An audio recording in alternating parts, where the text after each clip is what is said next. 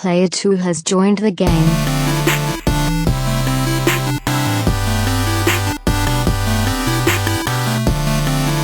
Hey, yo, what's up, everybody? Welcome to episode 154 of the Two Player Co-op Podcast. As always, I'm one of your hosts here, Kevin, along with my brother from my mother, Schwan.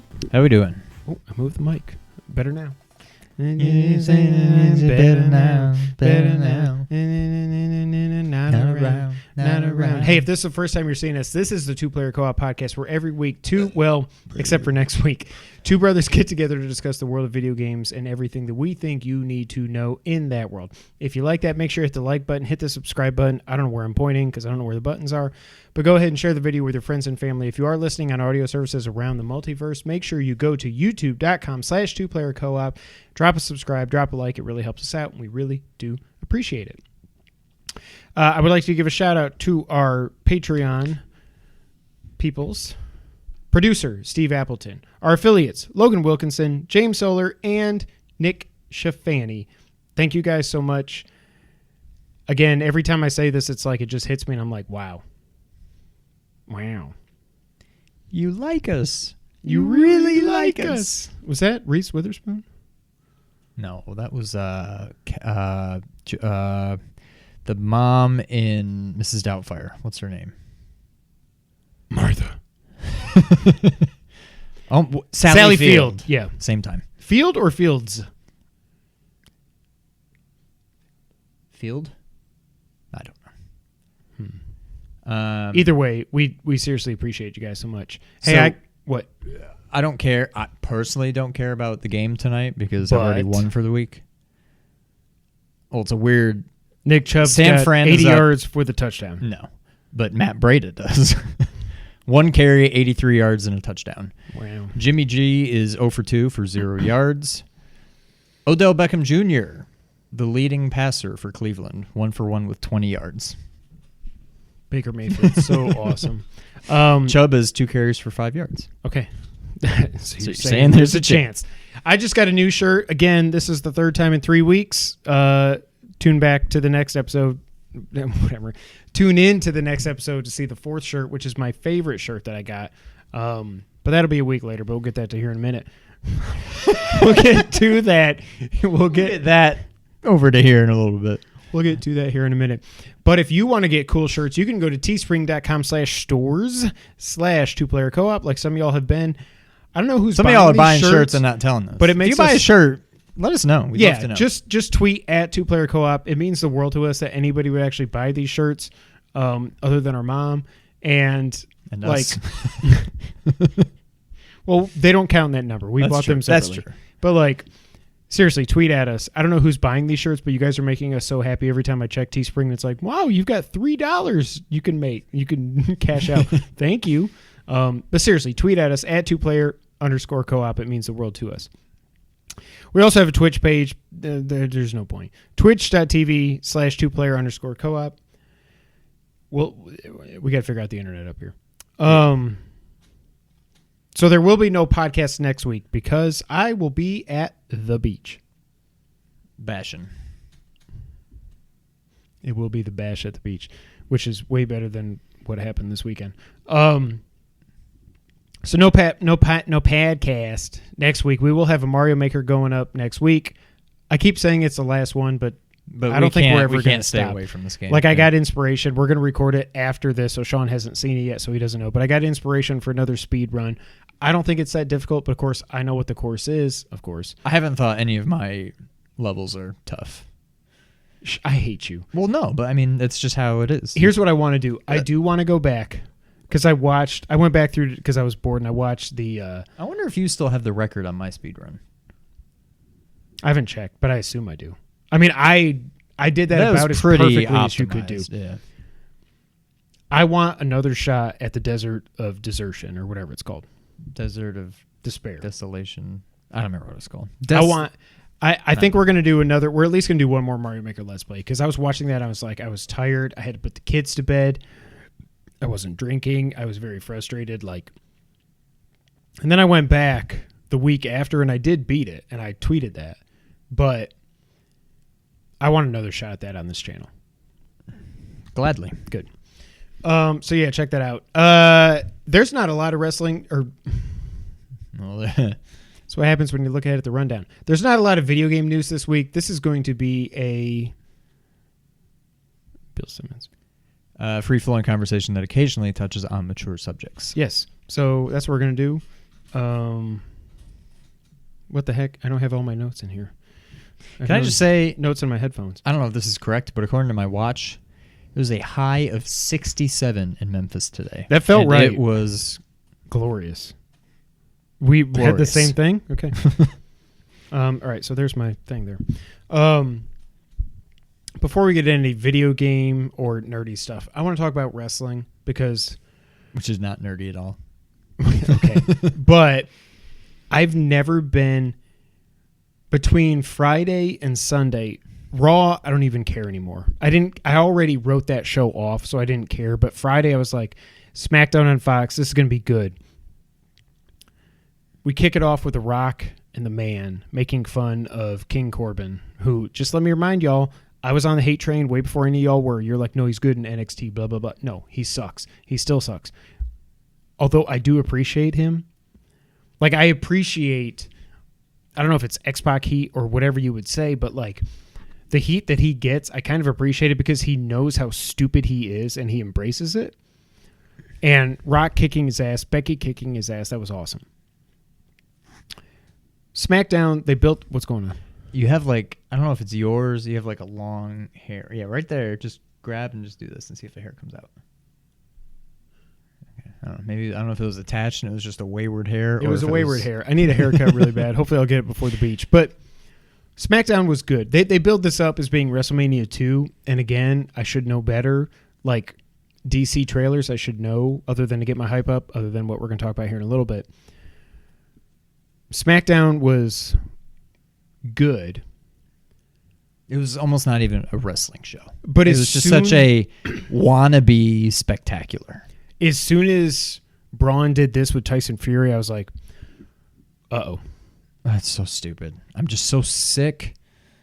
Do you remember what happened? You weren't watching then, but when Mayweather got involved with Big Show, then. You were. Remember what he did to Big Show on Raw? He broke his jaw. He broke his or nose. something. He like shattered it. He went pop, pop, pop. And then Big Show really got pissed and was like, I'm supposed to chase you, but now I really want to chase you and I really want to kill you. Getting boxers involved. And remember what Butterbean did to poor Bart Gunn at WrestleMania 15? We watched that. That was pathetic. It's not a good idea. Stop trying to be like, you're already mainstream. You don't have to involve mainstream fighters per se. Not to mention, I don't think this is a very hot take. Wrestling is bigger than boxing is, by far. Yes. And probably bigger maybe than boxing ever was, maybe? No. Like, I outside would of say, like Tyson and Mayweather, has anybody ever really cared that much about boxing? even when Lennox Lewis was the champ, and it probably took a nosedive after he fought Tyson and destroyed him, which I was here visiting in Memphis. We were visiting Dane and Cindy and everybody, and we watched that show at somebody's house. I don't even remember who, probably somebody I haven't talked to in years, because they were fighting at the Pyramid. It was the Rumble on the River, I think is what they called it. That's like, I was rooting for, I've been a Tyson fan as long as I can remember. Obviously, he's not a very good person. It's like saying you're an OJ fan at this point, but I wanted him to have his redemption. Like, obviously he screwed up. Obviously he's a horrible person, but like, I wanted to rekindle a little bit of that magic that I remembered from my childhood when he was the most unstoppable, baddest man on the planet. And it was not that. It was like Lennox Lewis. It was like Tom and Jerry, like, hold him out here, and the little guy, like he couldn't, his arms are so powerful but so short that he could not even get near Lennox Lewis. Really? It was horrible. I don't remember it. It might have gone all 12 rounds. I don't remember. But by like 3 rounds in, it was kind of like when McGregor fought Mayweather. I was like, okay, now I'm bored. This isn't going to end well. It was very boring. That's why I like wrestling, is because wrestling, even though it's scripted, it's fun to watch. And that's, I got into MMA, I got into UFC for a little bit. After Sarah started dating Terry, Terry was big into UFC. He would get the pay-per-views. I'd go over there, but I was like, you might get 4 or 5 seconds of awesomeness in this 3-hour pay-per-view, but that's it. Like, and I don't really want to see people get their brains beat in. I want to be entertained. Wrestling is there to entertain you. So on that note, Friday ends with the best feel-good story we've had in the WWE in, what was it? Was WrestleMania 35 this year or 36? 35. I think it was 5. Yeah. So the best feel-good story we've had in wrestling in 5 years. Kofi beating Daniel Bryan, and we all knew it was going to happen, but it's still awesome when it happened. And beating everybody. Joe, Ziggler. Did he fight AJ? I don't think so. Joe a couple times, Ziggler a couple times, Orton a couple times. And then randomly, like 2 weeks before SmackDown premieres on Fox, Brock shows up on SmackDown, which hasn't happened in 17 years. I was like, I challenge you. Okay. Well, we know how this is going to end. And the end result is what I thought it would be. I expected Brock to win. And like I was texting you before that, I was like, after Kevin beat Shane, which, by the way, shout out to Shane. That was a great match. That was way better than I thought it would be.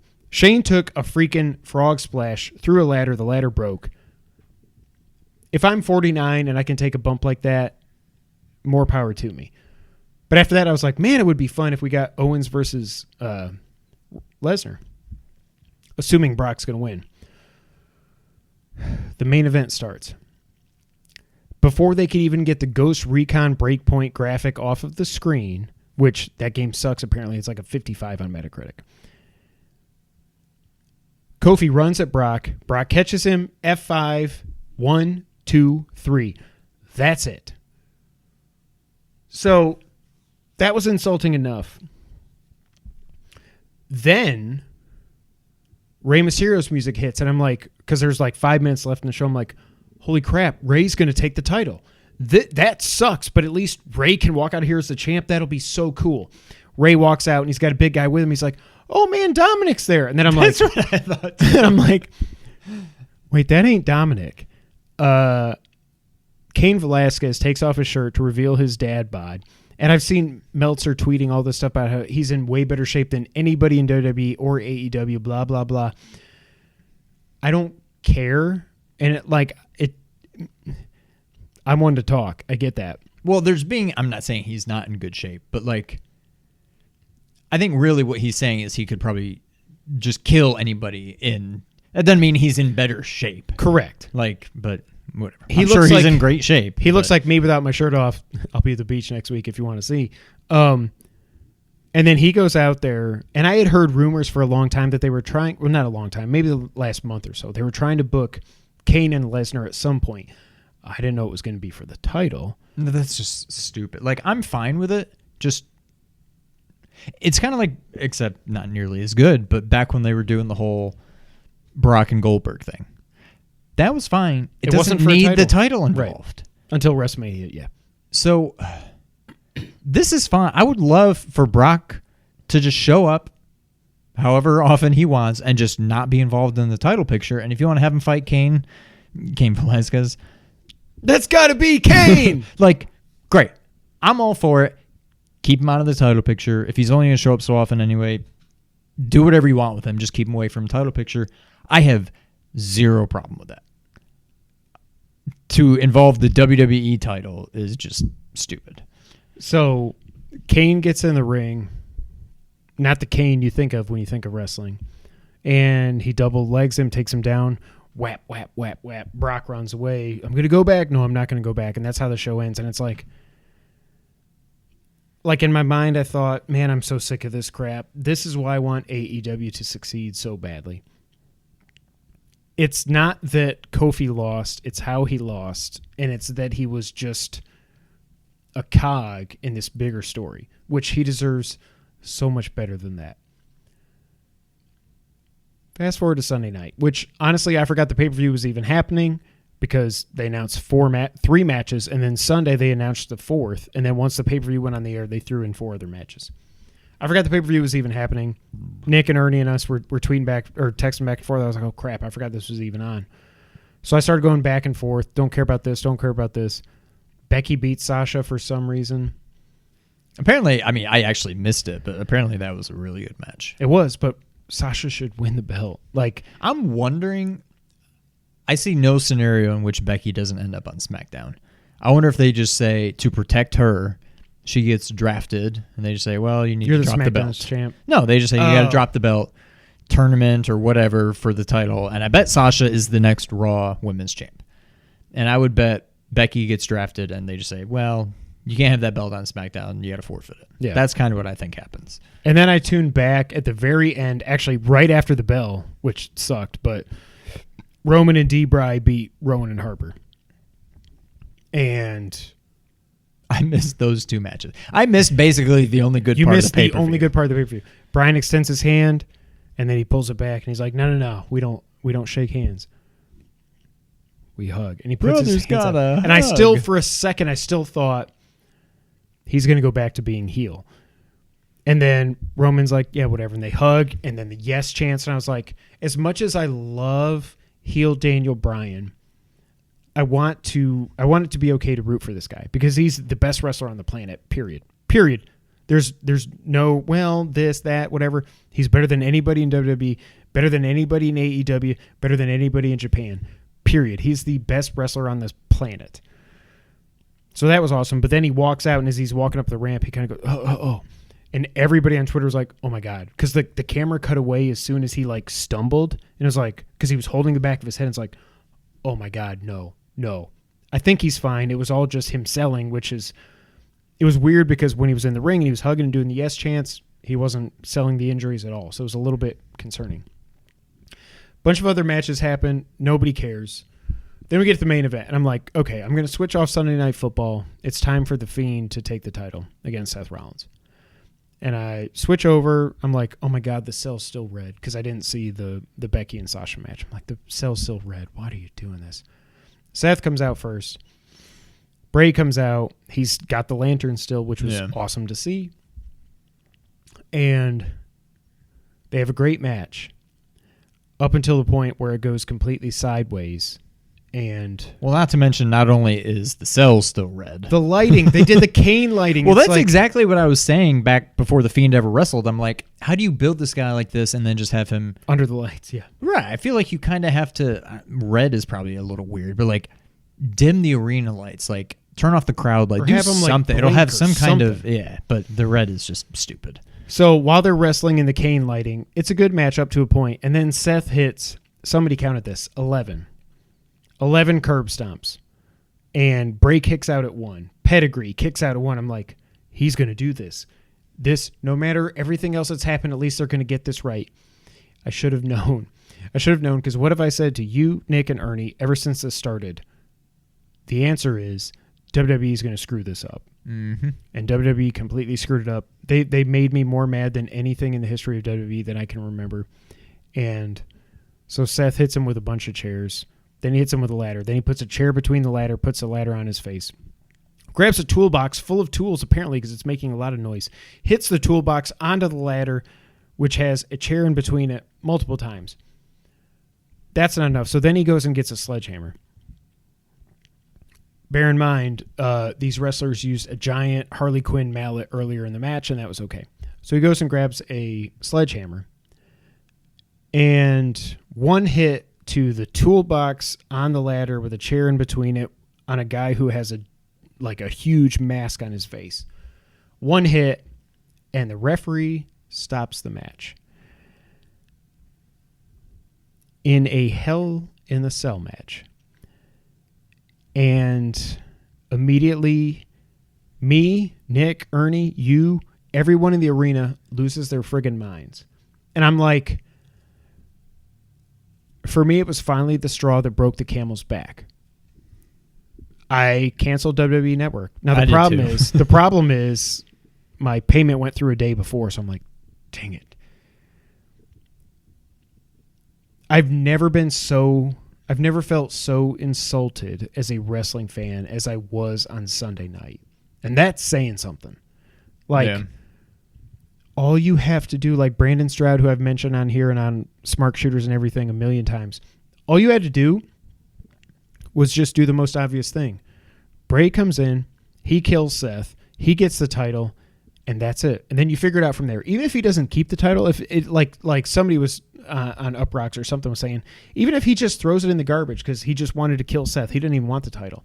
Then you set it up. People just want to watch the world burn. Yes. Then you set it up so he's the Joker, and it's like he doesn't care. He just wanted to kill Seth. Well, he killed Seth. Now there's no champ. Okay, then you do a tournament. You do a deadly game again or something at Survivor Series. That keeps me interested. No, you do the literal worst finish I've ever seen in wrestling since Hogan and Warrior at Halloween Havoc 98. When Hogan goes to throw a fireball in Warrior's face, and he lights it on fire, and it blows up in his hand, and then just goes, meh. And Warrior's like, punch. And then Hogan just pins him. Like, it was the stupidest thing. This almost is worse than that because at that point, really nobody other than little kids wanted to see Hogan and Warrior again. You had the entirety of the WWE universe, as they like to say, behind the Fiend. To the point where every time Seth got any kind of offense, even before the horrible ending, they were booing the hell out of their white meat baby face of the company. Everyone in that arena was booing the hell out of him. Literally not literally, but basically not a single person in that arena wanted Seth to walk out as a champ. Not only does he walk out as the champ, but you make him look like a joke. You make Bray look like a joke, as they have a history of doing, and you make WWE as a whole look like a joke. And then it comes out after the fact that rumors are saying that that was Vince's call to do it that way. And as soon as the show ended, he, quote, knew he screwed up. Yeah. Well, the other issue I have, I agree Bray should have won the title. The way the match played out in general, while I get what they're going for, don't have Bray just be unbeatable. Have him just destroy Seth. But now what do you do? I mean, you've kind of already ruined Bray to some extent. Because if you can't keep him down with 11 curve stomps and a pedigree and a sledgehammer to the head, then he can never take a pin. Then he can never be beaten. If all of a sudden they fight again and Rollins just stomps him, but maybe he stomps him onto a chair, and that pins him. Like, wait a minute, what? Like you literally you've ruined it now. Like it's done. It's just so stupid. They've totally screwed it. I get it that it's fake fighting. I get that, but it's just like it's like the finale of Dexter. The series finale of Dexter was insulting to me and everyone who had been a Dexter fan before that. Honestly, most of season 8 was as well. But the series finale was the worst episode of TV I have ever seen in my entire life. That's kind of how I look at this. Like, it's not like if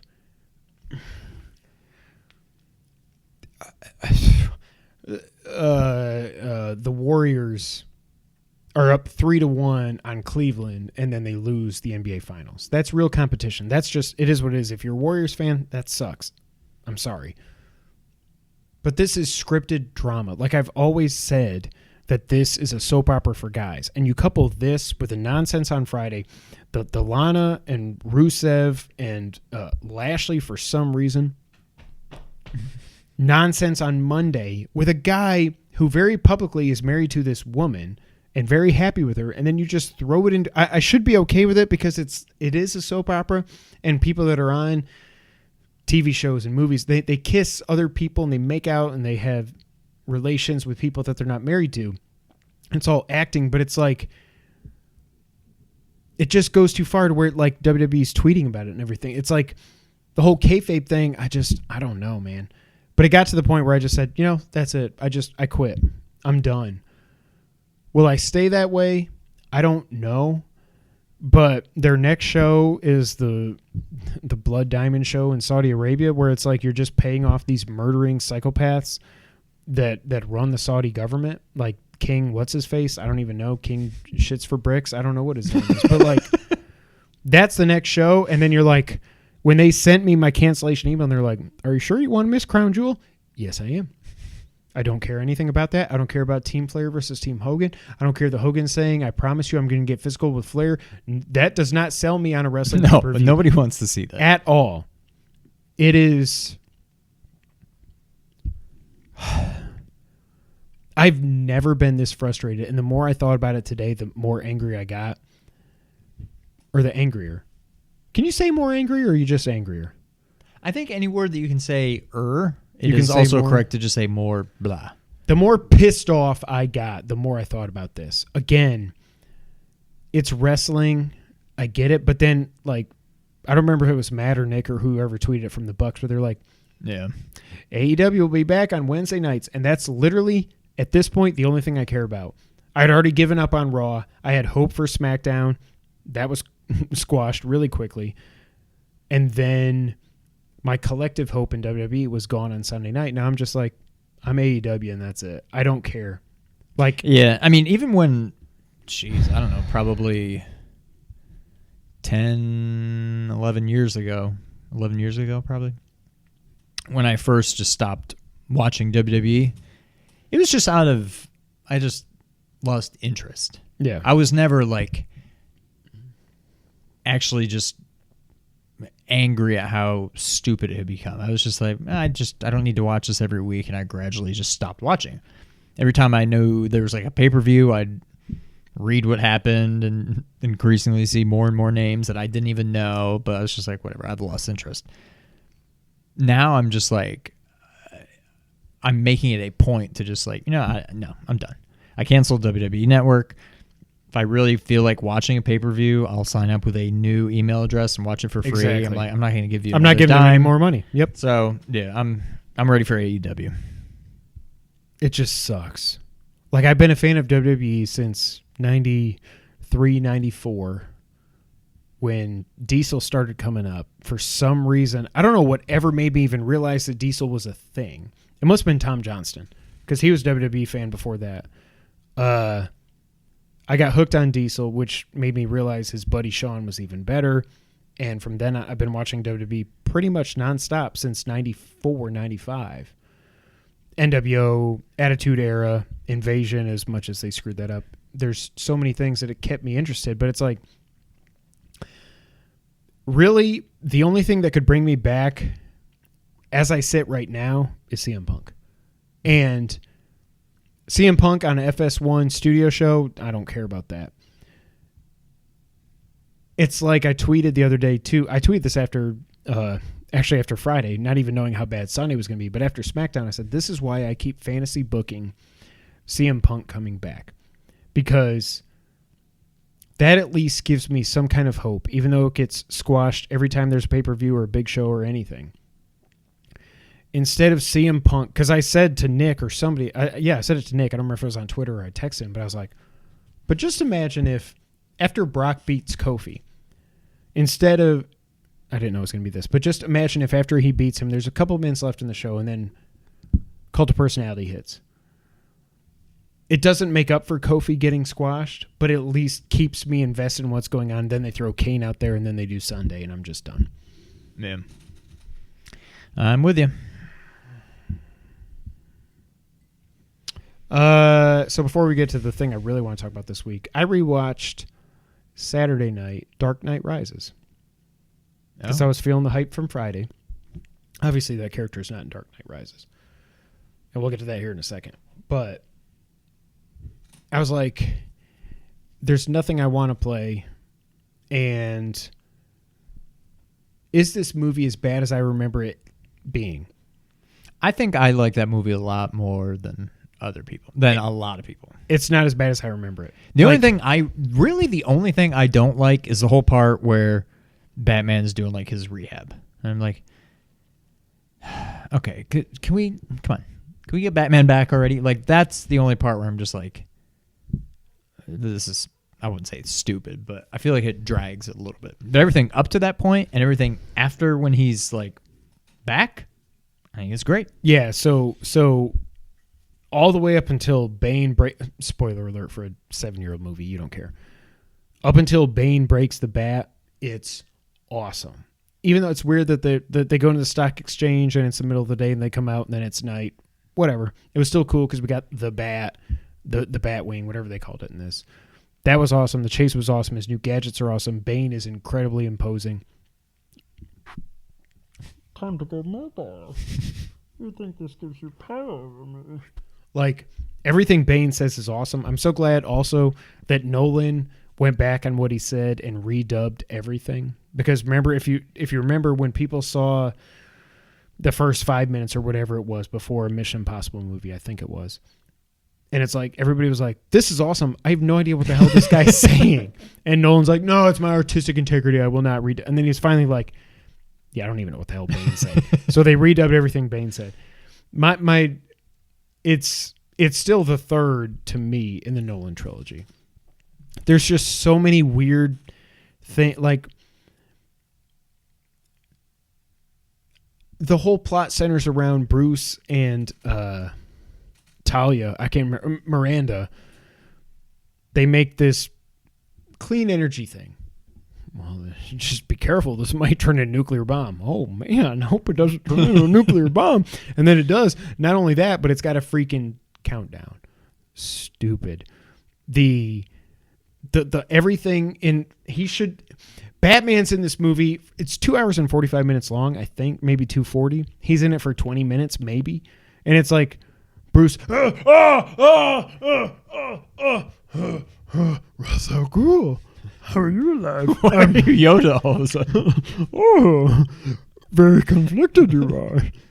And it's like, there's so many stupid things in it that it's still a solid 8.5. I in my mind, I was like, Batman versus Superman, the Ultimate Cut is better than this. It's not. No. It's not. So, it's not. I have a lot of problems with the movie, but I think I have so many problems with the movie because the one that came before it is basically tied for my favorite movie of all time. Yeah. But it's really good. And I was happy to watch it again and be like, I remember going back to the theater with, I don't even know who I saw it with the first time, because the second time I saw it with you and Dad and you know, and the second time I saw it, I was like, okay, I know what to look for. Clearly, she's not a good guy. This is very obvious. I should have seen this the first time. Oh, why'd her clothes change? And she looks like she's dressed like Ra's al Ghul. That's weird. Oh, it's Talia. Okay. And there's a lot of exposition with her. It's like, it's the knife that cuts deepest. And by the way, he was not the one that climbed out of the pit. It was me. And here's why it was me. And there's like, this. And then this exposition. And it's like, but I still remember they sold me the first time I saw it. I was like, he's gone. Like, he's dead. Like, he really did it. He really sacrificed himself. And that's the other plot point. It's like, when the hell did he turn autopilot on? And did he have like a bat helicopter that was like, whee! And he just flies back to Wayne Manor? Like, they said the blast radius is what, 5 or 6 miles? When did he? That big? Yes. Because they said that the doctor said it when he was in the scene in the, and they spoiled that in the trailers, but the scene in Three Rivers State, Heinz Field, was amazing. I wish they wouldn't have shown that in the trailers. But like, when did he eject and how did he live with a blast radius that big? I don't know. But I can pick apart Batman movies like this because it's obviously my favorite, ever, like, fictional character of all time. Video games, movies, TV, anything. Favorite character of all time. So I can pick it apart. Big Boss? Yes. Wow. By like a hair, but yes. Metal Gear movie's never going to get made.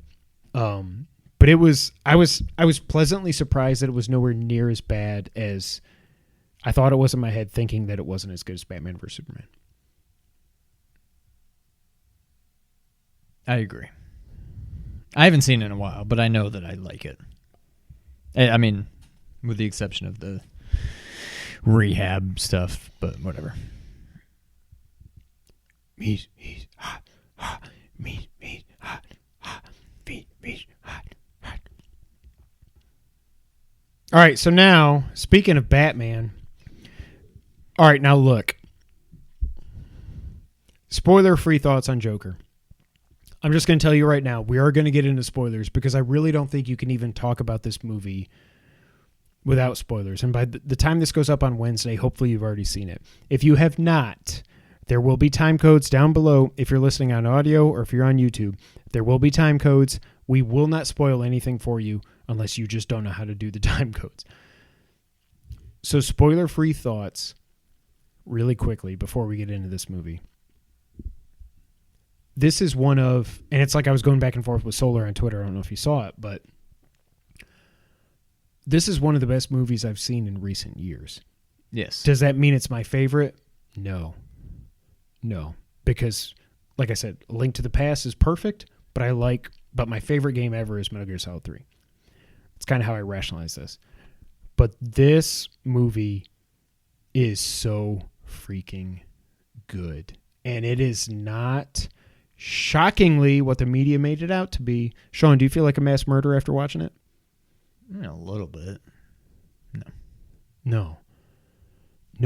Like, this is a character study on one guy who has mental illness for a lot of different reasons, which we'll get into here in a minute if you want to stick around for the spoilers.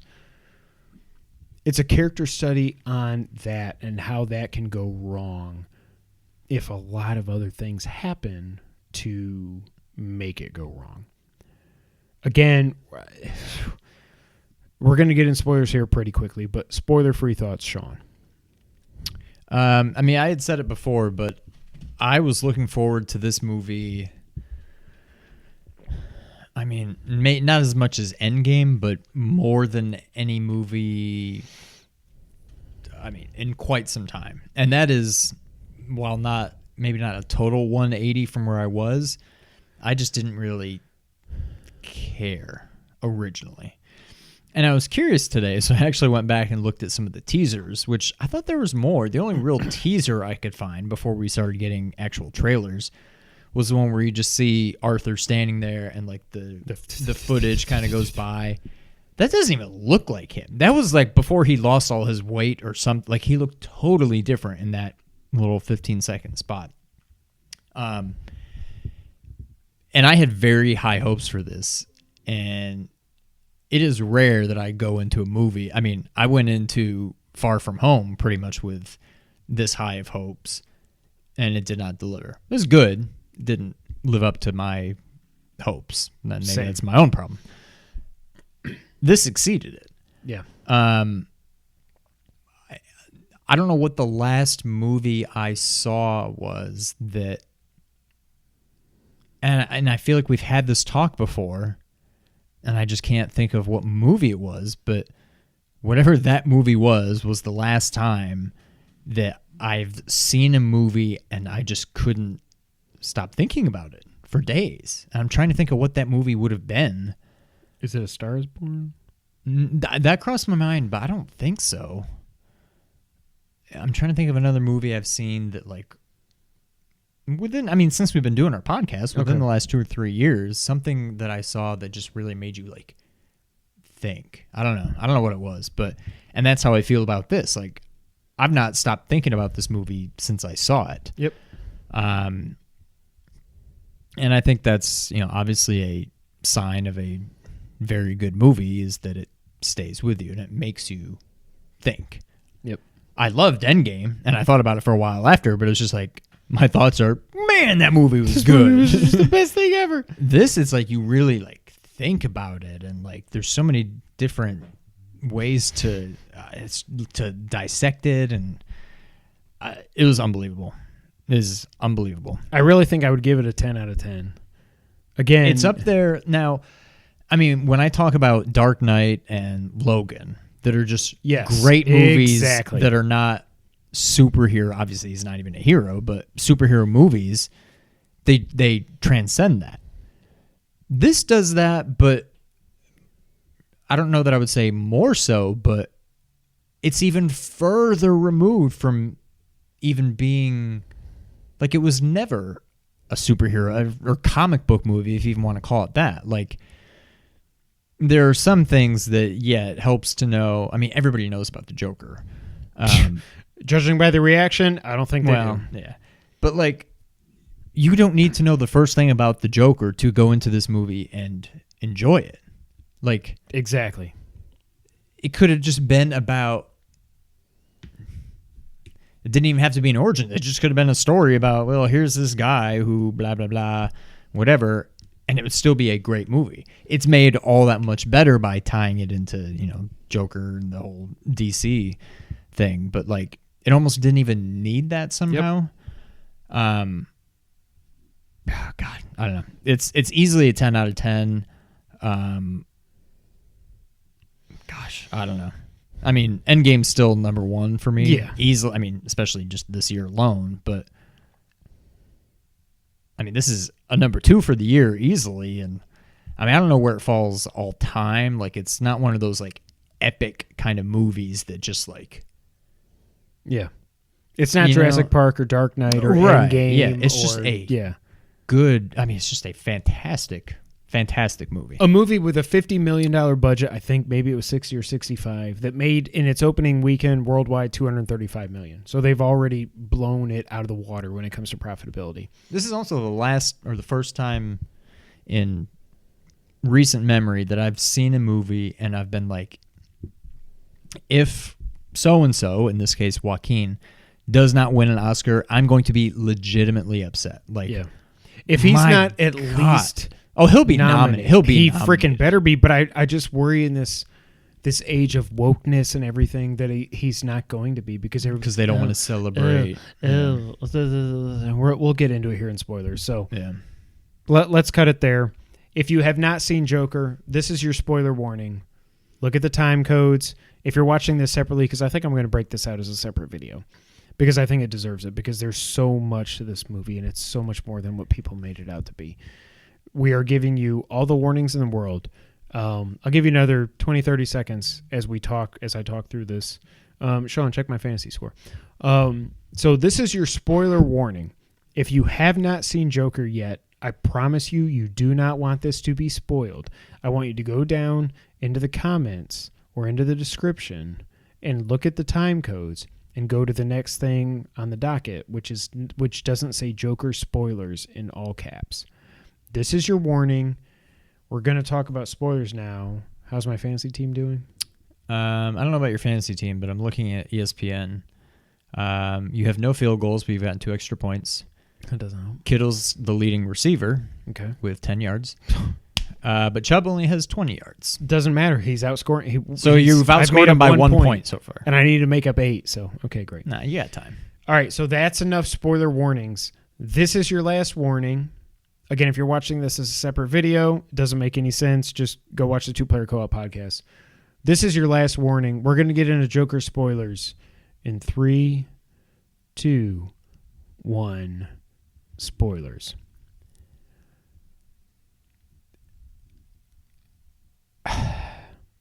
I don't remember the last, like you were saying, I don't remember the last movie that I saw that made me think this much. And I want to touch on the controversy bullshit first.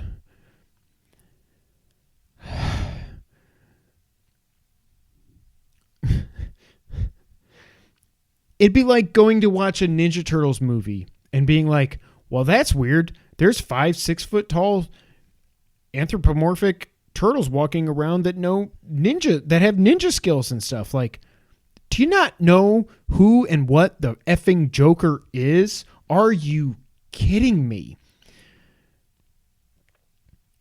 From the second this got announced, which I was not on board at first, then they announced Joaquin, and I was like, oh, okay. That's like one of the best actors of this generation. I'm on board now.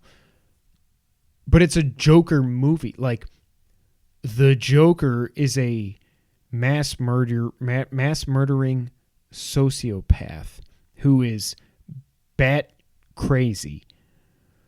Pun intended. What did you think you were going to get with this movie? Like, what? I do not understand anybody that is up. And by the way, the violence in this movie, we're in spoilers now, so I'm just going to go all out here. This movie is not Logan and Deadpool 10 times more violent than this movie. It's what I will say, it's not very like over the top gratuitous violence, but like it did seem more real and plausible. Like, but that's when he killed so the powerful. No, I know. I'm not saying it's a bad thing, Yeah. but like I can understand people being like a little put off by it. I guess I'm not, but I can respect it. Especially, in the days that we live in. But like when, he killed the 2 guys on the subway, you're like, oh crap. And Who then were when he's trying to like, basically rape this poor girl over here. well, right. And then they're beating the crap out Yes. of him. Like, fully justified killing those 2 guys. yes. But then when he goes and he's like hunting the 3rd one down and he just like, I was like, oh, jeez. But okay, whatever.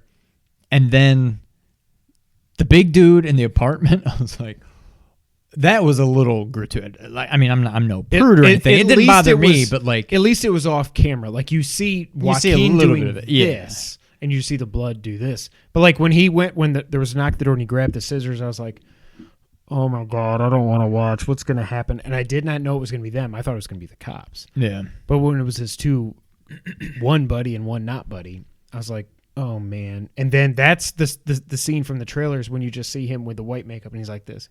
Yeah. And then like, Oh, your mom's dead? Yeah, I'm celebrating. What's up? The pivotal scene when he shoots Murray, like that was just that looked almost way too real. Like obviously Robert De Niro wasn't shot in the head, but like, and he shot him again. Then he just, God. But it's like somebody said in one of the reviews I was watching, it's just like how loud they made that gunshot and how there's no other sounds. And he just bam, and it like shakes you because it's so loud. And it's like, but that's what it should feel like if you're. It's not like you just cut off Thanos' head. I should have gone for the or head. like in Captain America and some of these movies where like people are getting shot and there's no blood. Everybody just and then like falls down dead. Like, there's something to be said. Obviously, you don't need to just go overboard and like glorifying violence, but like if somebody's getting shot, it should look like they were shot. It should be horrific to see that because that's what shooting you don't someone wanna, does. Yes, exactly. You don't just shoot somebody with a pistol and they go pew and they fly back 10 yards or something. Like I get it. Like this, I think that's what terrifies people so much is that the violence in this is so grounded. Like even if you think of Dark Knight, and Ledger's still, I will say, still the best Joker. But like this dude's got 25 knives on him at one time, and he's got knives in his boots and stuff, and it's like it still had, while it was grounded in reality, in retrospect now it doesn't seem grounded in reality after watching Joaquin Phoenix as the Joker, because that was so down to earth. Like, well, that was violent. This Dark Knight was more just like choreographed, like, I got a knife in my boot, I'm gonna kick you, like he was block it like, but and he was terrifying. But it's like going back now, like if you were to go to watch a YouTube clip of Heath Ledger's all of his scenes in The Dark Knight, it doesn't really compare. I still think Ledger was a better Joker, but from a horrifying perspective, Joaquin is so much more horrifying because it just seems like this really could happen. Yeah. Like that. Yeah, I think that's what it comes down to. There's literally not a second of CGI in this movie, which I love so much. Everything is practical. Like, can we even talk about how we're in spoilers? We can talk about whatever we want. Like, one of the things that I and other people were worried about with this movie was the Joker doesn't have a backstory. He's not supposed to. That's what makes him terrifying. And as I'm watching this movie, I'm going through it, and I'm like, well, he's this guy named Arthur Fleck who's got a mom who's dying, and society hates him, and then he just goes crazy. Everything I've been watching since then, and as I was watching the movie too, I was like, well, this might not be so cut and dry. Like, this is a dude who was beaten down by society and had a mom who was dying. However, he had horrible physical and mental trauma since he was an adopted kid who really has, we don't know what his actual name is. We don't know if he's the half brother of Bruce Wayne or not. We don't know if, like, we don't know anything because the Joker is such an what's the word? Unreliable narrator in this movie. You leave this movie, and I thought at the time, but I don't know what's real and what's not. Exactly, but that plays into the Joker. Like, that's what it. I mean, that's how it should be. That's what's so good about it. It's like it's you don't know what's the saying. His past is multiple choice or whatever. Yes. Like, that's what you've got. They nailed it. Like, I was so worried this was just going to be some guy that just turns into the Joker and whatever, and it's like, that might be what happened. But even I was looking today, Todd Phillips had an interview where he said maybe he's not the real Joker. He didn't give an answer one way or the other. He said maybe this guy just, because it doesn't make sense for the Joker to be 30 years older than Bruce Wayne. Maybe this all really happened. Like we talked about in our Logan review 2.5 years ago, like when Logan's looking at the comics of the X-Men, he's like, this isn't how it really happened. This is stupid. Like maybe the Joker in this movie inspired the Joker in comic books, and it's just an aggravated tale. Or maybe this Joker in this reality, like we know Arthur Fleck was real. I think you can argue on what's real or not. I do think I'm kind of on the side now, as I've been thinking about this forever, that I think most of the stuff we saw in the movie actually happened. Well, but I do think Arthur was telling the story to the psychiatrist, and then he got to the end and he just laughs and he's like, you wouldn't get it.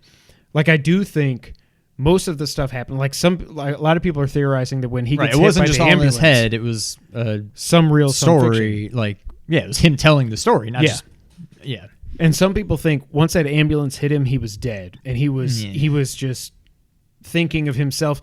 I can't imagine that iconic shot of him when he realizes his mouth is bleeding and he does the smile, and I was like, that was such I had every hair on my body standing up because I was just like, holy crap, he's the Joker. Like when he did the blood smile and he turned around and he did his little dance thing, like I was like, that's the Joker. That is the Joker. Up until now, he's been a guy with a lot of issues, but that dude is the Joker. Like, I want to go back and watch Taxi Driver so badly. I've never seen it. It came out in 76 or 77, I forget. I want to see that.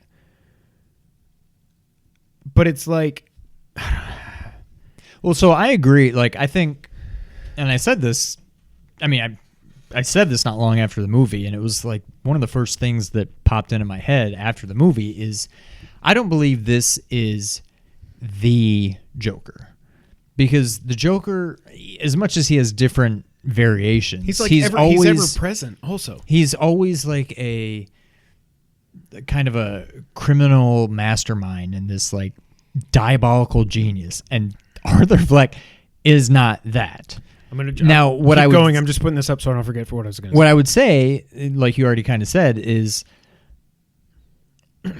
as much as any of this happened, I believe what we saw happened, and that he kind of one of those people that were there, or maybe not even somebody that was there, because typically you see Bruce and the Joker as more or less the same age. He basically inspired somebody to, take up the mantle of the Joker and become the Joker that we all know. But I don't think that's him. Arthur Fleck does not fit that profile of the prototypical Joker that we typically see. But yes, I fully believe all of that happened as much as any of this happened. His girlfriend, which at the time I was like, he just murdered these dudes, now he's going to go sleep with this girl? Well, see, I'm willing to believe that maybe the end where he's like being like worshipped and whatever, maybe that was in his head. Maybe that didn't happen. But I do not believe that the whole movie was just all in his head. Because you wouldn't... I mean, it's hard to say you wouldn't do this because he's the Joker and he's clearly insane, but like you wouldn't play this in your own head and show yourself with this person that wasn't actually there just to turn around and show yourself again with her. Not like it doesn't make sense to have that kind of that like dichotomy, whatever. It doesn't fit. Now, maybe when he's in the cop car, starting basically when the ambulance hit it, maybe none of that happened, and he's actually in the cop car and they're taking him away and whatever, and he had his moment, and now he's in the loony bin and he's imagining, man, what if this happened, and everybody was out there praising me. Like, I'm willing to believe maybe that was in his head, but I don't believe for a second that just none of that happened. No, I don't think for a second that none of it happened. One of the things I was going to say, now I can put my finger down, I think that in a way, I think that Heath Ledger's Joker, like all this talk about Joker's going to incite mass murderers and all this violence and blah, blah, blah, blah, blah. If you actually watch the movie, this guy, Arthur Fleck, did not plan on any of this happening. He reacted to what was around him, and he did what he did, horrible things. But like if you go back to Dark Knight, like he tells, what does he tell Harvey Dent when he's sitting there? He's like, you think I have a plan? I don't have a plan. I wouldn't know what to do if I'm a dog chasing a car. I wouldn't know what to do if I caught it. You know what I mean? Like he doesn't have a plan, but no, he has a plan, because at the end when he's hanging upside down and he's like, you think I'd risk Gotham's soul in a fist fight with you? No, I had to bring them down to our level. I took Harvey Dent, I took their White Knight, and I turned him to our side. Like, he did have a plan. That's almost more terrifying than this. Like, this Joker was more... Everything that happened, he didn't go on Murray. He went... What I also believe is that he went on the Murray Franklin show, believing when he got there, introduce me as Joker. By the way, they shouldn't have shown that in the trailers also. They should have saved that for us. Yeah. Call me Joker. I would have lost my mind. But I think he went to the studio that day planning on killing himself. Yep. And then you see that shot of him as Murray's still making he's making fun of him, and he's smoking a cigarette in the back. And he's like, this mother effer is still making fun of me. And I think at that point he was like, okay, maybe I'm going to kill myself, but no, you're dead too. You're my idol, and you think this lowly of me, and you I fantasize that you told me you wish you had a son like me. That's the other thing that goes against this narrative of none of this happened, it was all in his head, because again, it's the Joker and he's crazy, whatever, so who knows what he would think, but it just doesn't make sense for him to be creating this whole story in his head, and then within that story, also then picture him on the Murray show just to snap back to reality, which is not reality. Snap back to reality. Like, you wouldn't... It just doesn't make sense. But that's why this movie is so freaking good. The fact that we're having this conversation is like... I cannot believe this is the same guy that made... And while I love it, this is the same guy that made The Hangover. Yeah. You know, like... But this is also a commentary... By the way, Arthur Fleck did not incite these riots. Arthur Fleck was getting... Now... No, just chill. Thomas Wayne did. Just chill. I'm not siding with the Joker at all. When he's getting his ass kicked and he shoots these two dudes dead, I'm like, yeah.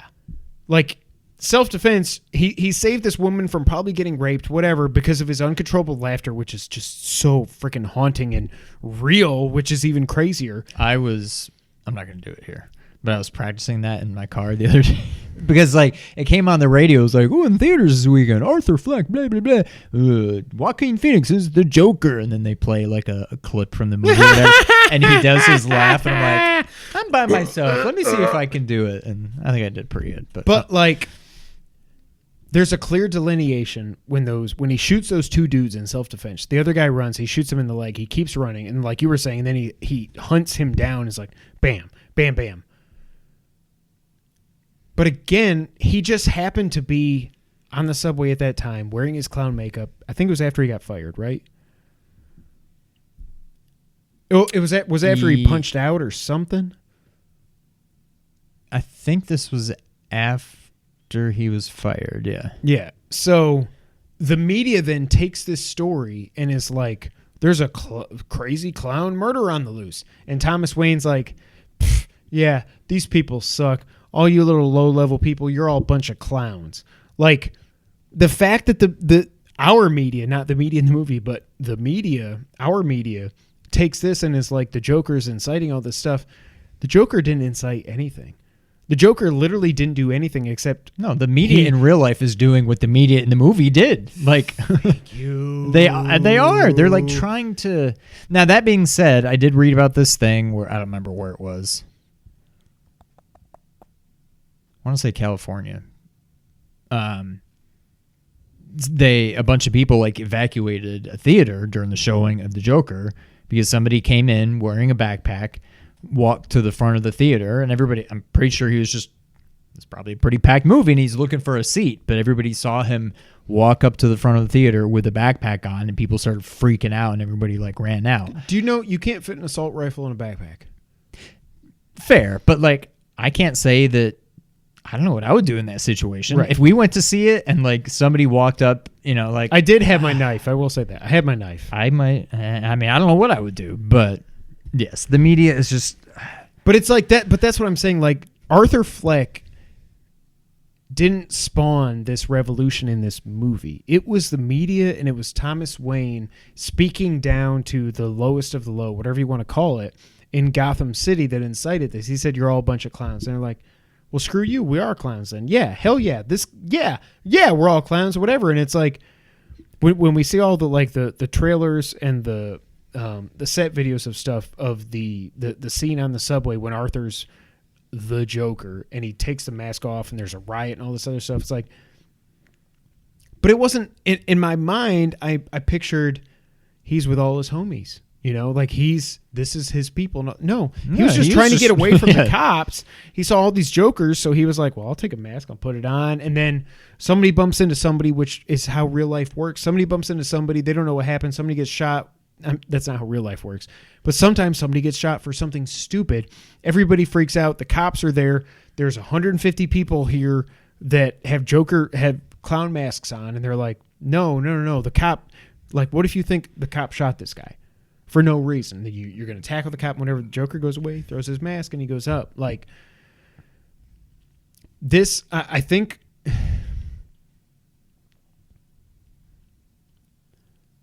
I think Joker says a lot more about us as a society than it does just inciting violence and all this stuff. Nothing about this movie made me feel like it was inciting violence. At all, not for a second. Like, again, like I and there were some articles when The Dark Knight first came out, but not as much as there were with this. But it's like that Joker, again, no matter what he said, he had a plan and he knew what he was doing and what he wanted to do. This Joker, until the very last 15 minutes of the movie, he didn't have a plan. His plan was to kill himself on national TV. Yeah. That's it. Like, it's kind of how I say, the reason I brought up A Star Is Born earlier is I think in 2018, the best movie I saw was Star Is Born. My favorite movie was Infinity War. This is the best movie I saw this year. My favorite is Endgame for sure. But this, it's like, everybody's like, oh, well, you can't say it's a good movie because you don't leave feeling good and stuff. Dude, what? Is art supposed to make everybody feel good and be happy and stuff? Like, no. Right. You can say that this is a good movie without being like, I want to be a mass murderer. I mean, half of the world died at the end of Infinity War, and people still thought that was a good movie. Like, I don't know. Logan's at like a 93 on Metacritic, and he chopped how many dudes like legs and arms and heads off and stuff. Like, yeah. Last thing I'll say, I think this movie did a better job at establishing what the DCEU could be. They need to take this and run with it. Don't even make superhero movies anymore. They're not good at it. They never really have been. I'm sorry, but like even the Nolan trilogy, I don't really consider those correct. Those aren't even superhero movies. They're just movies about a guy who's it's semantics, whatever. Yeah. But like, I mean, Wonder Woman was good. Man of Steel was good. Whatever. But like, I guess I've seen this on the Wikipedia page and nowhere else. But apparently, this is the first of what is to become DC Black or something. I don't know if that's official. I saw Todd Phillips has said that. I don't know if anybody from DC has actually said that.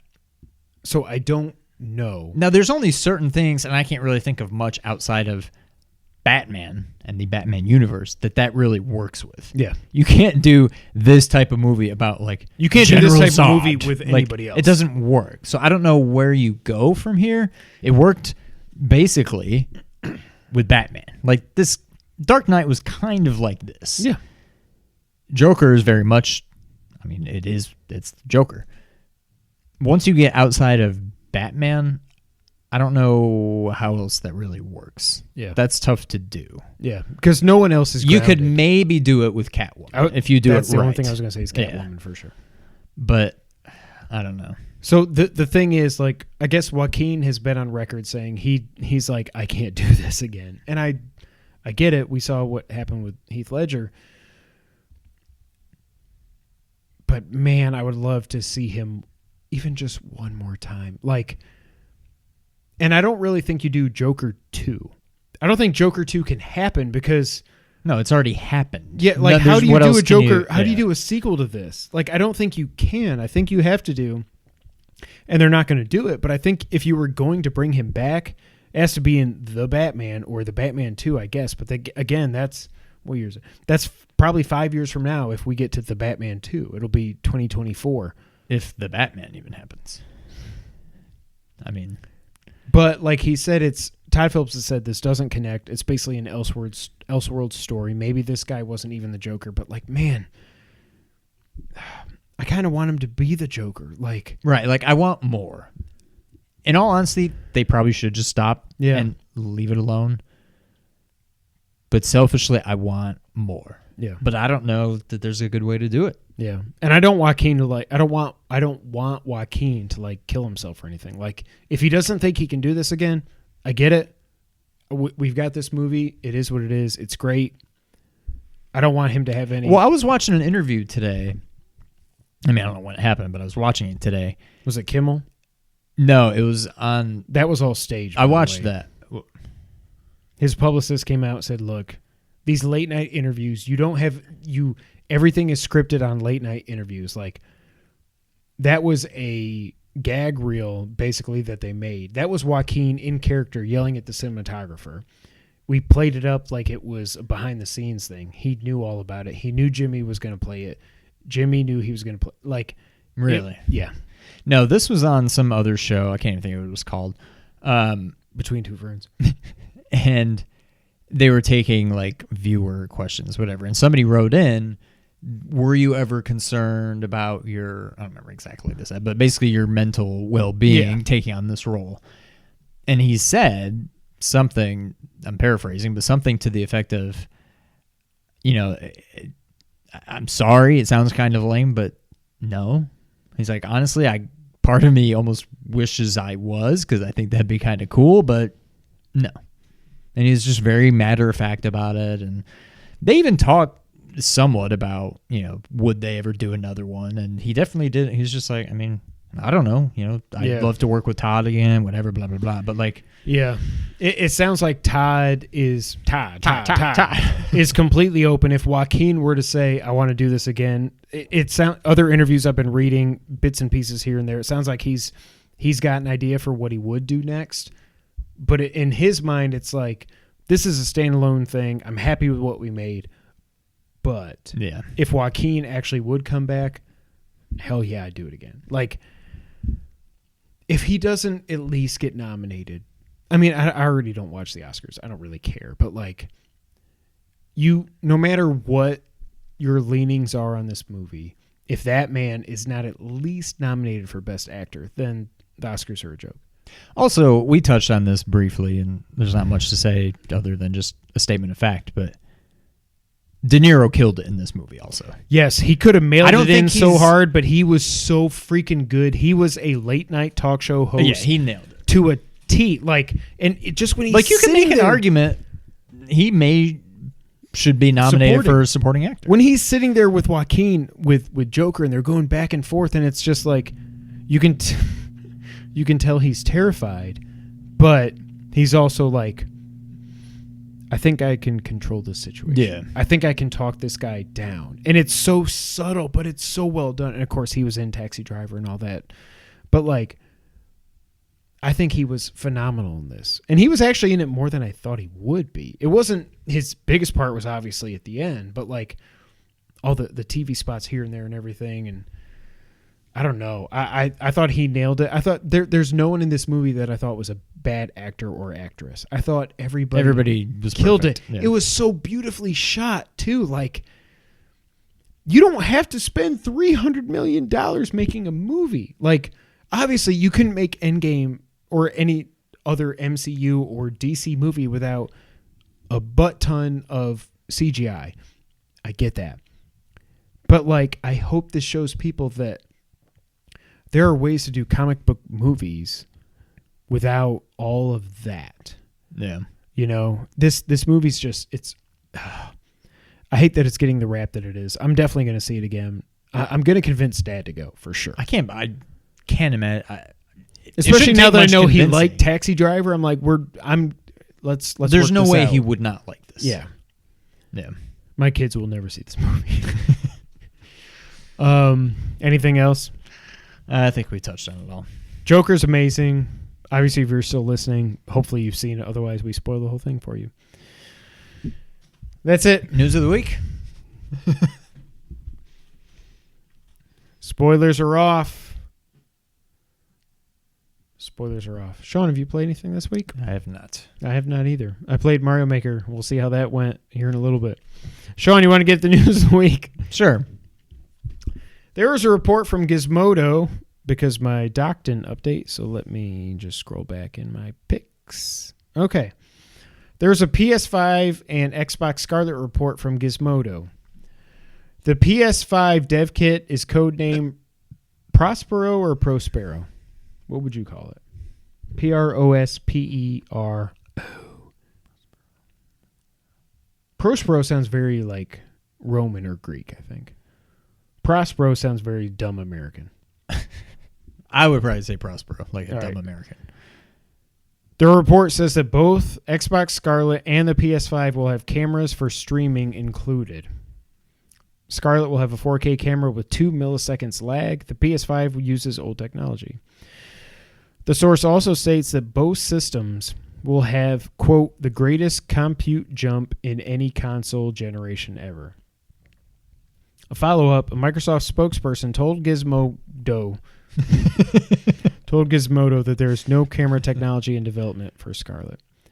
So this is how this year's just going to go. We're going to get, like, from now until 11/20/2020. I mean, come on. This is going to keep happening. It just is. I hope this isn't true. Also, they're saying that the stupid leaked freaking horseshoe whatever thing, it seems like that's what the dev kit is. I don't know why. If you need that many fans, like, I don't know, but Yeah. Microsoft has said they're not including a camera. Microsoft would be smart to not include a camera because of how the Xbone went.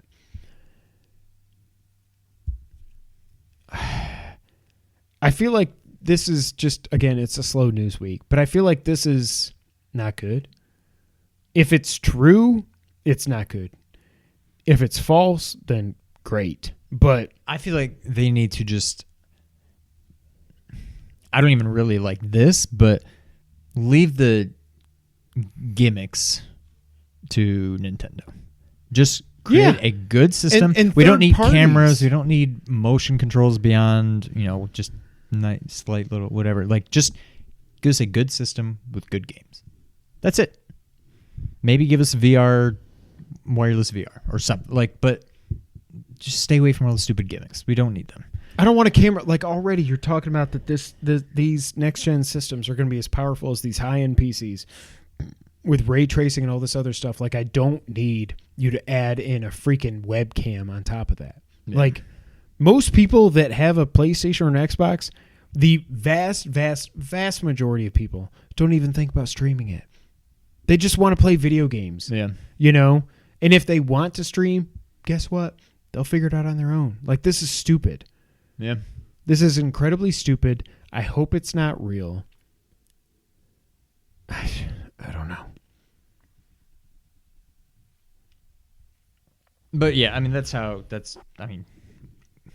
just settle in because, like you said, this is how the next year is going to go. It's just going to be a bunch of well, I heard this. We can neither confirm nor deny. Well, I like- heard this. Yeah, I don't know. There's no plans for that. Do you remember all the lead up to the Switch? How many podcasts we talked about on probably 8, 9, 10 different podcasts of all these different, like, FCC filing this and then this. Well, not FCC. Yeah, FCC. What was I thinking of? I was thinking of EDA, FDA. Never mind. FCC this, SEC this, blah, blah, blah, blah, blah. Oh, it's just going to be a tablet where you just go, whoom, whoom, and the controllers touch and they're infrared and blah, blah, blah. That's how it's going to work. And like, the only thing that was true is that it was a hybrid console. Right. Pretty much everything else was bogus. The one thing I do believe is that this is going to be the biggest jump in computation power from generation to generation. Although I don't think so. PS2 to 3, I would think would be the biggest jump. And Xbox 360.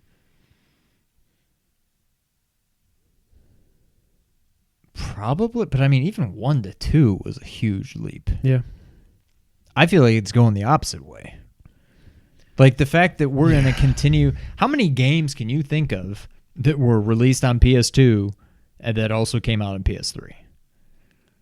Quite a bit. My whole library. Well, Having okay, that but drawer over there. they were like remasters. Right. Yes.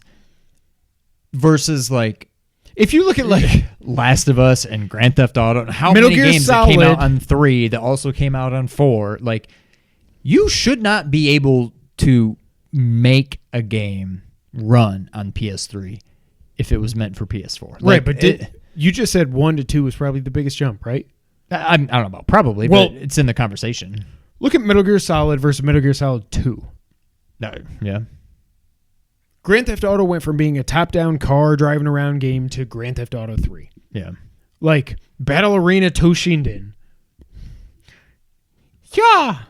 Can't control my fireball. Like, yeah, I don't know that it is going to be the biggest jump. I can almost guarantee you it's not. Like, I don't see how that's possible. 1 to 2 was pretty large. 2 to 3, less large. 3 to 4, even less large. Yeah. It's trending in the opposite direction of that. Yeah. It's basically just going to be faster load times. It's not going to be. I want to go in every building. Maybe we'll get there. We won't. But the thing is, I mean, the PS4 came and went. We never got we never saw what Grand Theft Auto could have been on the PS4. And we won't. We never won't. And now We'll we'll get have on the PS5, yeah. and so who knows? But There was something else I saw.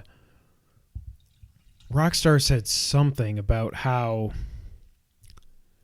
I don't remember exactly what it was because I didn't write it down. But basically, they're not giving up on single player games. Is what they're saying. A lot of people were theorizing that GTA 6 would just be GTA Online 2.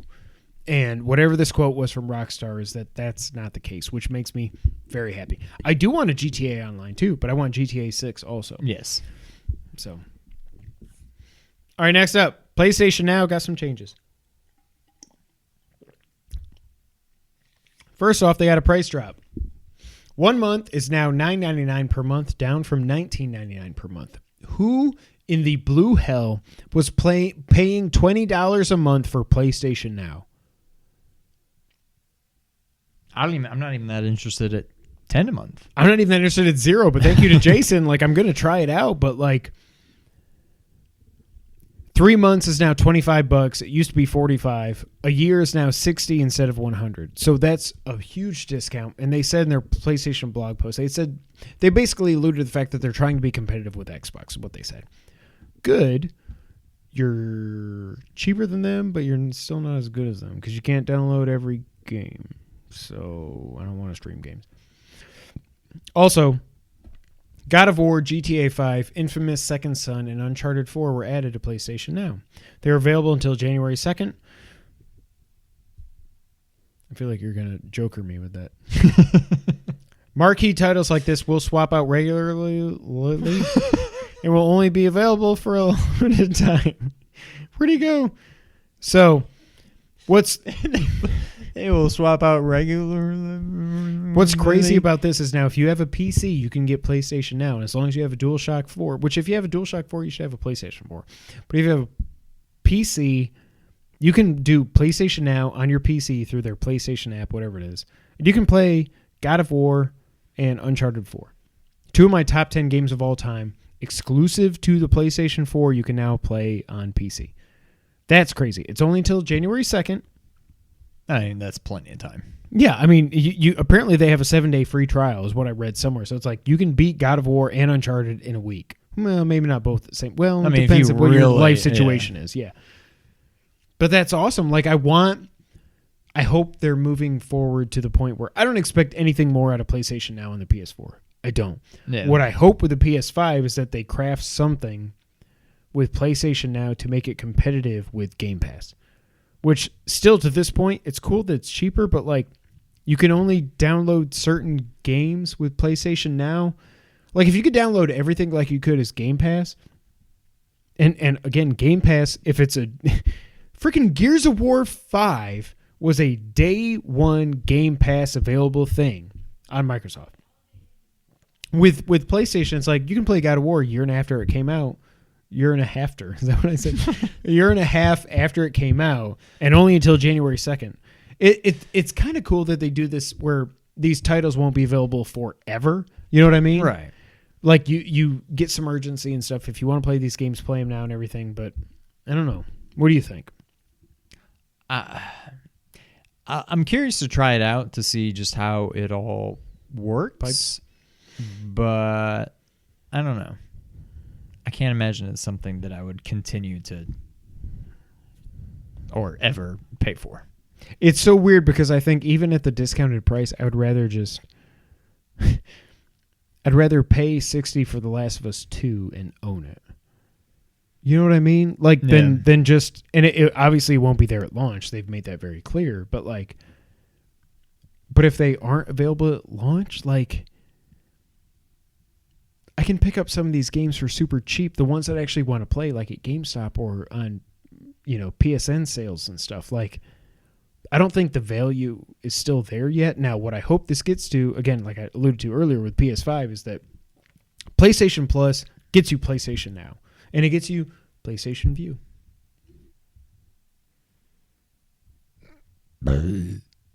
They'll probably do that instead. How much would you pay for those three things?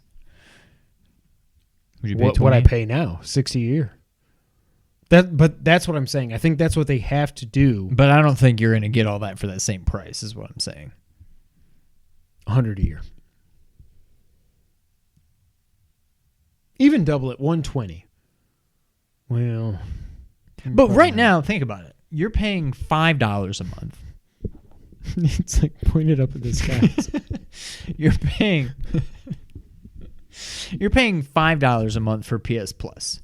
No, I'm not. Well, you pay $60 a year, or $42.99 on Newegg when it goes on sale. But okay, would you pay $60 a year for it? Yes. So you would pay $5 a month for PS Plus. What do you get out of that? Not much. Maybe one game that you're interested in every few months. I play GTA Online every few months. So you wouldn't pay double that to be able to play pretty much anything? But I guess that's what I'm saying. I think it should just all be bundled for. I think it's a great deal if it works. Yeah. I just don't know how well it's going to work. Yeah. I mean, I'm very much down on Stadia. I don't know how just streaming games in general. Again, I keep going back to this, but when I can't play Mario Maker online with like Super Mario 1 without just or like when I played Street Fighter 2 online. Like, I'm going to guess that streaming God of War 4 probably does not go that smoothly. And if it does, great. No. But like, I just can't imagine it works that well to be worth it. Right. But in theory, it's a great idea and a great deal. I think it's going to be interesting. I think that's the one thing that Sony can do other than, I mean, reports have said that the PS5 is more powerful than the Scarlet. So if that's true, that's awesome. Again, I don't want to pay $500-$600 for this thing. I hope it's under $500, but we'll see. But yeah. Last item on the news list. Red Dead Redemption 2 is hitting the PC on November 5th. Happy birthday. Happy birthday to me. I've got a super powered gaming PC and I cannot wait to play some Red Dead and clean my boots and shovel horse poop and clean my gun when I fall in a puddle. I don't want to play this game.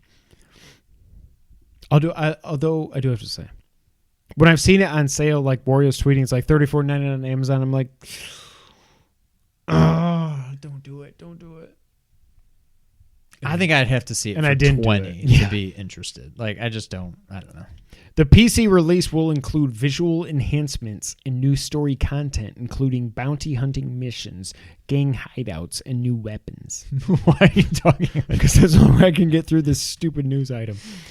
It will be available first on the Rockstar launcher, and then it will hit Steam and Epic Games in December. Millions of people have downloaded the Rockstar launcher since it launched. That's because it came with a free copy of GTA San Andreas. Really? So Rockstar basically, I don't know if you knew this, but Rockstar basically made their own Steam Epic Games thing to launch games. And if you download it, you get a free copy of San Andreas. I'm like, I never played Vice City, which that's a big gap. That just seems backlog. like such a weird, like, why? I can understand GTA 4, but you're going all the way back to San Andreas. That's what's included? If you love that game, you love that game. I guess, but like, it'd be like, download this new Nintendo Konami Store launcher, and you app get Metal Gear Solid and 2. you get Super Mario Sunshine. Like, Right. why? Like, I don't know. It just seems weird. Of all the things you could include, but whatever. Now it's time for the wrap-up. Mario Maker 2 finally got the update that everybody has wanted. You can now play with friends in Versus. You can play online with friends in Versus and co-op modes, and they have updated the thing to have a official makers list. What does that mean? It's like people that they think make good levels get made as official makers. It's like the verified check mark. Exactly. Basically. On Twitter, yeah. Call of Duty Mobile, I don't even know why I'm saying this, has now passed 35 million downloads in its first 3 days. I thought Call of Duty Mobile was going to be kind of like an RTS thing. I could have sworn that I saw this somewhere in the past that it was kind of like Command and Conquer, but with Call of Duty. But it's not. It's a first-person shooter that looks really good for running on a phone. 35 million downloads in 3 days. Free to play. I can't even imagine the amount of money that they're making on microtransactions. I don't even want to think about it. Ms. Marvel was unveiled for the Avengers game.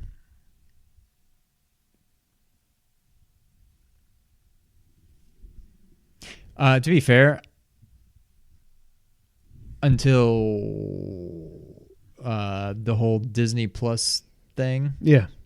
I didn't realize Miss Marvel was not Captain Marvel. I thought that was one person. I I thought that was all don't one know thing. anything about Marvel, so yeah. Leon and Claire, I don't care. That game still looks super suspect to me, and I want that game to be so... Like, I want that game to be freaking awesome, but there's nothing about what I've seen so far or read or heard in podcasts and videos and stuff that makes me think that game is going to be anything worth playing. Good. Like, it comes out in May. Like, we've got Last of Us in February, Final Fantasy VII in March, Watch Dogs Legion in March, and then Cyberpunk in April. I don't think I'm going to play Cyberpunk. I'm still kind of on the fence, but, like, I'm going to play Last of Us, Final Fantasy VII, and Watch Dogs. And by the time Avengers gets here, if it's like a 72 on Metacritic, I don't care. Where the hell is Rocksteady? What the hell is all this What the hell? Like, all this stuff. The day before the State of Play, WB Montreal tweets all this this like teaser video showing like a Court of Owls logo. Like, I know it's coming, but at this point it's a PS5 game. Oh yeah. But then what the hell's Rockstar doing? Emoji. Leon and Claire will be playable in Monster Hunter Iceborne. It's like they show Leon and Claire with like a Buster sword on their backs. I'm like, what the frick? Crossplay for PS4 is now out of beta, so any developer can put crossplay into their games, be it Xbox or Switch. 2014 called and they want their crossplay back. See, I'm not just a Sony fanboy. And Return of the Obra Dinn hits consoles on October 18th. Switch, PS4, and Xbone. Game looks cool. I don't really want to play it. Sean, Yes. did you know it's time for that time? I did know it was time. So, I don't have a lot left in my list. Touchdown! Hold on. He's got 45 and a touchdown. That's 10 points. Chubb's got 60 yards. Damn it. But no touchdowns. It's not enough. I need my kicker. Oh my God, I'm down by 1 point. I'm projected to win by 0.6 points. All right. I can't even watch this. So, Sean, I'm going to refresh this list by the time I get back from vacation. Sean. Yes. Do you want Metal Gear Solid 3DO or Kitty Got Wet? Kitty got wet. I'm probably going to do both. Sean, do you know where the term Kitty Got Wet in Uncharted came from? No. In Uncharted 2, Among Thieves, and Uncharted 3, Drake's Deception, Drake will use the term Kitty Got Wet. This is a phrase said in the co-op mode of Uncharted 2 and within Chapter 9 of Uncharted 3. The phrase was improvised by Nolan North and originates from a term used by his then 8-year-old son while they were playing Wii Sports. After beating his father, Cooper North exclaimed that Kitty got wet, referring to the fact that cats dislike getting wet just as people don't like losing. I like it. Are you going to do the Metal Gear one? Yep. All right. Because that's all I got left. Sean. Yes. Did you know that Metal Gear Solid was originally under development for the 3DO under the title of Metal Gear 3? Dio? No. Dio. Oh, Dios mío. A pilot disc for Police Knots on the 3DO contained artwork of Snake and Meryl and early Foxhound concept art. My thing stopped there. That's what she said. So originally, but then Kojima basically, I didn't write all this down, but Kojima was basically like, the 3DO sucks. I'm not going to put this out on this thing. We're going to just rebrand it. We're going to do everything. We're going to put it on the PlayStation. And it went from Metal Gear 3 to Metal Gear Solid. Wow. Interesting. That's all your comments. That's it for episode 154, Checks Notes. Thank you guys so much for being here. If you didn't know, you can find us on nerd901.com. So go over to nerd901.com for all things nerdy in Mid-South and around the multiverse. I said in Mid-South, didn't I? I don't think I said the. Also, check out youtube.com/Blur Without Fear. Check out our brother from our other mother, Ernie, over there. He's just kicking ass and taking names. I would like him to take our names and just give us some subs. You can find us on Twitter. I'm at KevinWhite24. He's at Real Sean White. Together, at 2player_co-op. If you want to support us and all this nonsense that we do, you go to patreon.com/2playercoop. Also, if you want to see us, if you want to see us stream every once in a while, go to twitch.tv/2player_co-op. Obviously, you should go to youtube.com/2playercoop. Like, subscribe, share with all your grandmas and friends. If you like audio, I know Sean does. I love audio. You can go to Apple Podcasts, SoundCloud, Google, Spotify, Stitcher, and audio services around the multiverse. Thank you guys so much for being here. Again, we won't be here next week. I mean, we will, but not in podcast form. We won't. I'll be at the beach. I will. I'll be drinking. I won't be here. I will be drinking on the beach. I'm going to go to Costco. I'm going to get one of the big Sweetwater, the 24 packs with the tall boys. I'm going to leave it in the garage so it's not cold, so I'm not tempted. I'm just going to put it in the van, put it in the fridge, drink it at the beach. How long are you there? A week. Saturday. Oh, okay. You got plenty of time. It won't last. Do you usually go for that long? Yeah, we always go Saturday. One time we went Saturday to Sunday. Actually, we stayed an extra day. I think it was 3 years ago, I think.